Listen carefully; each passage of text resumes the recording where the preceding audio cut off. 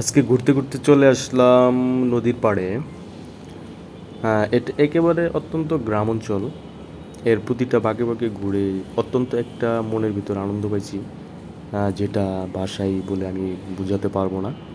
তো যেটা চোখ এড়িয়ে যাবার নয়। আমি তো রীতিমতো অবাক। প্রথমে ভেবেছিলাম এগুলো মনে হয় বাঁধাকপির মাঠ, কিন্তু কাছে এসে দেখি এটা তামাক পাতা। যেদিকে চোখ যায় শুধু তামাক পাতা।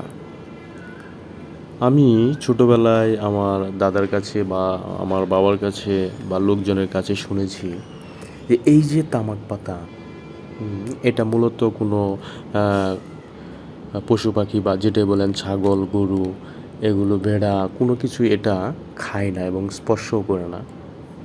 তো আজকে যখন আমি এটা নিজের চোখে দেখলাম, তো আমি এটাই বারবার অবাক হয়ে যাচ্ছি যে পাশের জমিতে যেটা মরিচ গাছ বা ওই আহ, এই সরিষা যেটাই বলেন, প্রত্যেকটা জমিতে কিন্তু আপনার ওই নেট দিয়ে বেড়া দেওয়া আছে।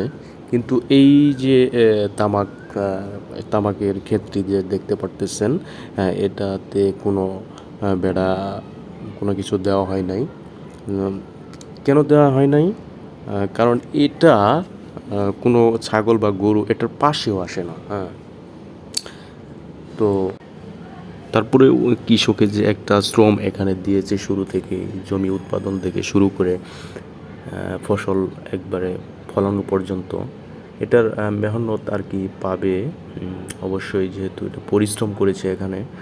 তো আমার একটা জিনিস ভাবতে ভীষণ অবাক লাগে, যে পাতা কোনো পশু পাখি খায় না, মানুষ সেটা থেকে কেমনে নেশা বানায়।